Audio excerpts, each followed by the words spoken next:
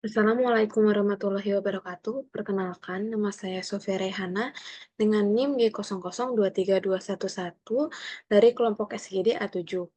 Pada kesempatan kali ini, saya akan memaparkan mengenai laporan anatomi blok 2.3 dengan topik anatomi otak dan indera mata. Nah, berikut adalah objektif dari paparan mengenai blok 2.3. Nah, pertama itu kasusnya, kronologinya adalah terjatuh dan terbentur pada bagian kepala.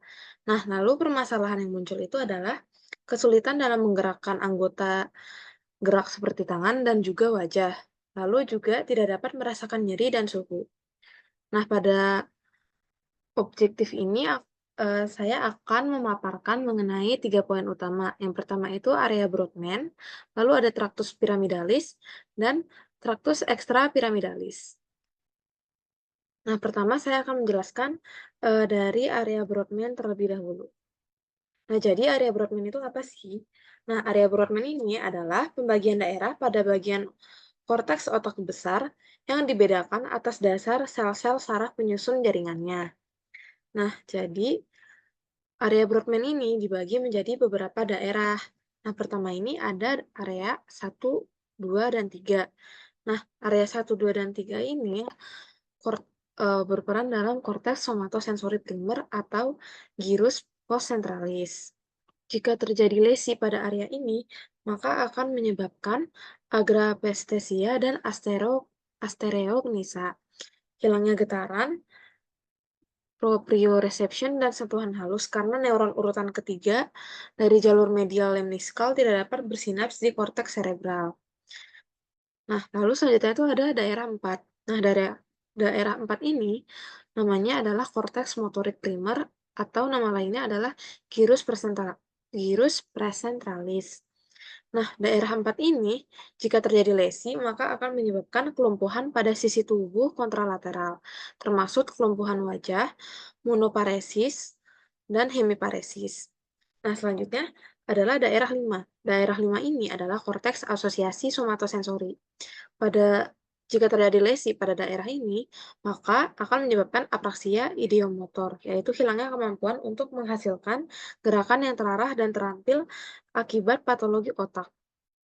Selanjutnya adalah daerah 6. Nah, daerah 6 ini adalah korteks motorik premotor dan tambahan. Selanjutnya ada daerah 9 yang merupakan korteks prefrontal dorsolateral atau anterior yang berfungsi dalam perencanaan motorik dan pengorganisasian. Lalu ada daerah 10 yang merupakan korteks prefrontal anterior yang berfungsi dalam pengambilan memori. Nah, selanjutnya ada daerah 17. Daerah 17 ini untuk korteks visual primer, lalu daerah 22 itu untuk korteks pendengaran primer, dan daerah 37 itu untuk adalah gyrus occipitotemporal atau fusiform. Lalu pada area 22, 39, dan 40 dinamakan dengan area Wernicke untuk pemahaman bahasa. Lalu pada daerah 44 dan 45 itu dinamakan dengan area Broca yang berfungsi dalam pemrograman ucapan motorik. Nah, selanjutnya itu adalah traktus piramidalis. Nah, jadi traktus piramidalis ini adalah jaras dari area motorik primer dan sekunder, lebih tepatnya pada area 4 dan 6 Brodmann. Nah, dia ini akan berjalan menuju medula spinalis dan berakhir di cornu anterior medula spinalis. Nah, saat melewati decussatio piramidalis, terdapat serabut yang menyilang ke arah kontralateral, sehingga traktus corticospinalis lateralis. Sedangkan untuk yang tidak menyilang, itu namanya traktus corticospinalis anterior. Jadi yang menyilang itu secara kontralateral namanya adalah traktus corticospinalis lateralis. Kalau yang tidak menyilang, yang ini, itu namanya anterior corticospinal tract atau traktus corticospinal anterior. Nah, selanjutnya itu ada traktus ekstrapiramidalis. Nah, traktus ekstrapiramidalis ini berperan dalam mengendalikan aktivitas motorik yang dikirimkan oleh korteks motorik cerebri dan juga oleh traktus piramidalis. Selain itu, traktus ekstrapiramidalis juga berfungsi dalam menunjang fungsi traktus piramidalis. Nah, di sini ada beberapa bagian dari traktus ekstrapiramidalis. Yang pertama itu ada traktus vestibulospinalis yang berfungsi sebagai keseimbangan dan tonus otot. Lalu ada traktus retikuspinalis lateralis yang berasal dari medula oblongata. Lalu ada traktus retikulospinalis ventrolateral yang berasal dari pons. Lalu yang terakhir ada traktus rectus spinalis yang berasal dari mesencephalon menuju ke medula spinalis.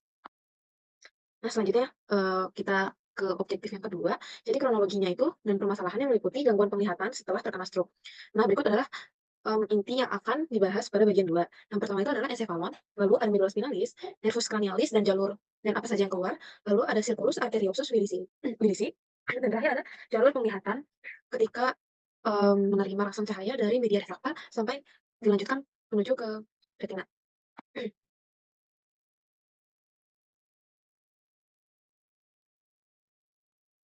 Yang pertama saya akan membahas mengenai encephalon. Yang pertama ini ada cerebrum. Jadi cerebrum ini merupakan bagian encephalon yang paling besar. Letaknya itu ada di fossa cranii anterior et media, yang pada bagian ini. Cerebrum ini tersusun atas dua belahan, yaitu hemisferium dextra dan hemisferium sinistra. Nah, hemisferium dextra sama sinistra ini dipisahkan oleh suatu struktur yang bernama viscera longitudinalis cerebri. Lalu, mereka berdua itu dihubungkan oleh suatu struktur yang bernama corpus callosum, yang bagian ini. Nah, selanjutnya, saya akan jelaskan mengenai ganglia basalis. Nah, jadi ganglia basalis ini merupakan kelompok substansia grisea. Lalu letaknya itu di antara thalamus dengan substansia alba hemisferium cerebri. Nah, dia itu tersusun atas nucleus caudatus, lalu oleh nucleus lentiformis, nucleus corpus amygdaloideum, dan claustrum. Nah, selanjutnya ada linencephalon. Nah, linencephalon ini tersusun atas bulbus olfactorius yang bagian ini, lalu ada tractus olfactorius yang bagian ini seperti saluran, lalu ada substansia pectorate anterior yang bagian ini, lalu ada formasio hippocampi, area septalis, area piriformis, dan ada fornix. Nah, selanjutnya saya akan membahas mengenai medula spinalis. Nah, jadi medula spinalis ini ada beberapa bagian. Nah, pertama ini ada plexus cervicalis. Jadi plexus cervicalis ini, yang bagian ini plexus cervicalis, yaitu dibentuk oleh ramus primarii ventralis nervi cervicalis 1 sampai 5. Bisa dilihat ini dia dari sini sampai sini. Nah, lalu ada plexus brachialis. Nah, plexus brachialis ini dibentuk oleh nervi cervicalis 5, 6, 7, 8, dan juga nervus thoracal 1. Nah, selanjutnya itu ada plexus lumbus sacralis. Nah, plexus lumbus sacralis ini dibagi menjadi 3. Yang pertama ada plexus lumbalis. Nah, kalau plexus lumbalis itu dari nervi lumbalis 1 sampai 5. Lalu yang kedua itu ada plexus sacralis. Plexus sacralis yaitu dari nervi sacralis 1 sampai 5. Nah, lalu ada plexus coccygeus dari nervi sacralis 4 sampai 5 dan juga nervus coccygeus. Nah, selanjutnya saya akan membahas mengenai cranial nerves. Nah, jadi nervus cranial atau cranial nerves itu adalah nervus yang keluar dari otak dan dia itu jumlahnya ada 12 dan setiap nervus cranialis ini memiliki tiap fungsi tersendiri. Nah, setiap nervus yang keluar akan memiliki jaras sensorik atau aferen dan jaras motorik atau eferen. Hmm. Nah, ini untuk komponen nervusnya sama jalur keluarnya dan serta fungsinya. Nah, yang pertama itu ada nervus olfactorius atau nervus 1. Nah, dia itu afernya itu SA, terus dia jalur keluar dari tubuhnya itu dari cribriform plate of ethmoid bone. Lalu dia itu fungsinya untuk fungsi penciuman. Nah, lalu selanjutnya itu ada nervus 2 atau nervus opticus. Dia itu afernya SA, lalu dia jalur keluar dari tengkorak itu melalui kanal optik. Nah, fungsinya itu adalah untuk vision atau penglihatan. Nah, selanjutnya itu ada nervus cranial yang ketiga atau nervus oculomotor. Dia itu efernya GSE dan GVE. Lalu jalur keluar dari tengkorak itu melalui superior orbital fissura. Fungsinya itu untuk pada bagian GSE itu untuk menginervasi musculus palpebral levator superioris, lalu rectus superioris, rectus inferioris, rectus medial, dan musculus obliquus inferior. Lalu untuk MGVE ini dia fungsinya untuk relaksasi musculus sphincter pupila yang berperan dalam konstriksi pupila. Nah, selanjutnya itu ada nervus keempat atau nervus trochlear, yaitu eferentnya GSE. Lalu jalur keluar dari tengkorak itu melalui visura superior orbital. Nah, fungsinya itu untuk menginervasi musculus obliquus superior. Selanjutnya itu ada nervus trigeminal atau nervus 5, yaitu eferentnya GSA dan eferentnya BE. Jadi dia jalur dari tengkorak itu superior orbital visura, lalu ada foramen rotundum dan foramen occult. Nah, selanjutnya itu ada nervus keenam atau nervus abducens, yaitu eferentnya GSE dan jalur keluar dari tengkorak itu melalui visura superior orbital. Lalu ada nervus 7 atau nervus facialis. Nah, dia eferentnya GSA, SA, eferentnya GVE dan E. Nah, selanjutnya itu ada nervus yang ke-8, ada nervus vestibulocochlear, dia itu aferentnya SA dan dia tuh keluar melalui kavitas dari kranial melalui meatus austicus internal. Lalu selanjutnya ada nervus ke-9 atau nervus glosopharyngeal. Nah, dia itu aferennya GVA, SA, sama GSA. Untuk eferennya itu dia GVE sama BE. Terus dia jalur keluar dari tengkoraknya itu melalui foramen jugularis. Selanjutnya itu ada nervus ke-10 atau nervus vagus. Dia aferennya GSA, GVA, SA, eferennya GVE, BE. Terus dia keluarnya juga dari jugular foramen. Selanjutnya itu nervus ke-11, nervus accessorius, eferennya BE, dan dia juga keluar dari jugular foramen jugular. Nah, selanjutnya itu yang terakhir ada nervus ke-12 atau nervus hipoglosal. Dia eferennya itu GSE, dan dia keluar melalui kanal hipoglosal. Dan dia fungsinya itu untuk menginervasi hyoglossus, genioglossus, dan styloglossus muskular. Nah, selanjutnya saya akan membahas mengenai Circulus arteriosus Willisi. Nah, jadi Circulus arteriosus Willisi ini memiliki peran utama dalam pembentukan anastomosis antara arteri karotis interna dan sistem arteri vertebrobasilar pada aspek ventral otak. Koneksi ini menyediakan saluran yang memungkinkan aliran darah antara sirkulasi serebral anterior dan juga posterior. Karotis interna. Nah, selanjutnya saya akan membahas mengenai jalur penglihatan yang meliputi perjalanan sinar melalui media refrakta sampai ke otak. Nah, jadi perjalanan sinar melalui media refrakta itu menuju ke otak, itu dimulai ketika munculnya rangsangan cahaya yang masuk melalui kornea, melewati pupil.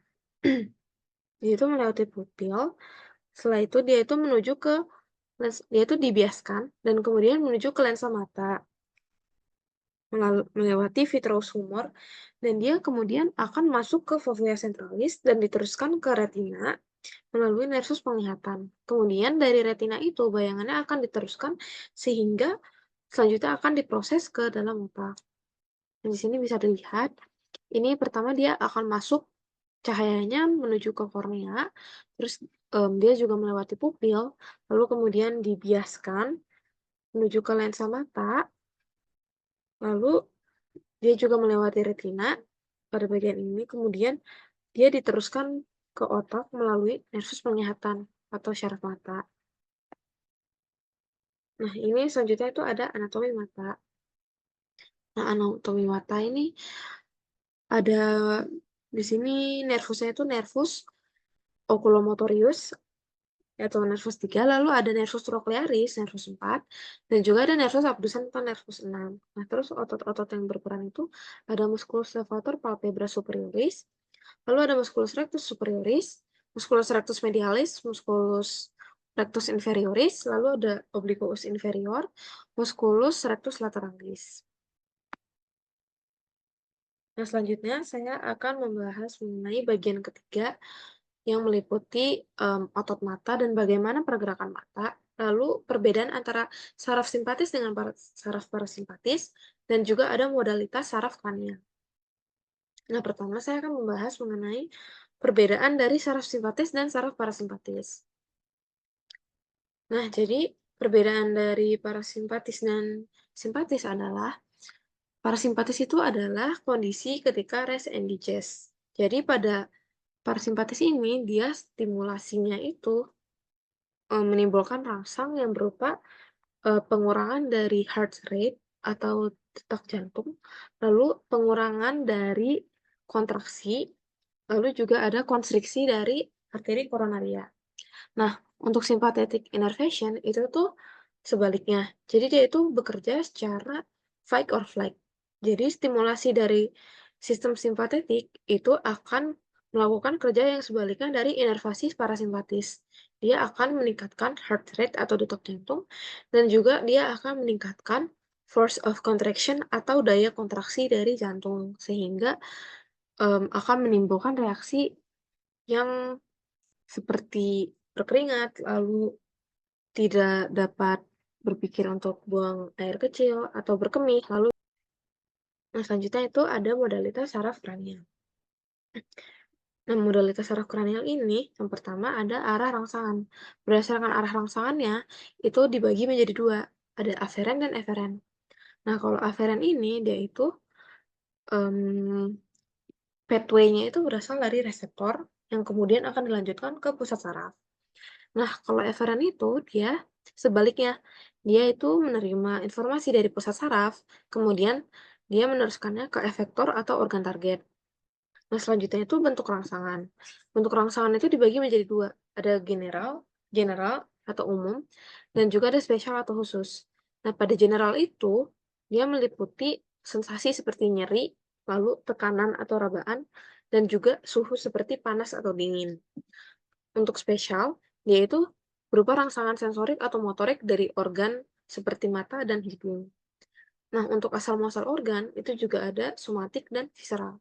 Kalau somatik itu, dia derivat ektoderm seperti mata, telinga, kulit, lidah, otot jantung, dan otot skelet. Kalau visceral itu dia berasal dari derivat endoderm seperti otot mimik, terus otot pembuluh darah, otot mastikatoria, otot polos, otot faring, dan otot laring. Nah, selanjutnya ini ada nervus cranialis dan modalitasnya. Nah, yang pertama itu nervus olfactorius, yaitu modalitasnya SVA atau somato-visceral afferent. Kalau nervus opticus, dia itu SSA atau somatic spatial afferent. Kemudian nervus oculomotorius itu GSE dan GVE. Lalu nervus trochlearis atau nervus keempat itu GSE. Nervus trigeminus itu SVE dan GSA. Lalu nervus abducens itu GSE. Nervus facialis itu GVE, SVE, SVA, dan GSA. Lalu nervus vestibulocochlearis itu SSA. Nah, selanjutnya nervus glossopharyngeus itu modalitasnya GVE, SVE, GVA, SVA, GSA. Lalu nervus vagus itu modalitasnya GVA, SVE, GVA, SVA, GSA. Lalu nervus accessoris itu modalitasnya SVE. Dan terakhir nervus hypoglossus itu modalitasnya GSE. Nah, mungkin sekian dari presentasi saya. Apabila ada salah kata mohon maaf. Sekian dari saya. Wassalamualaikum warahmatullahi wabarakatuh.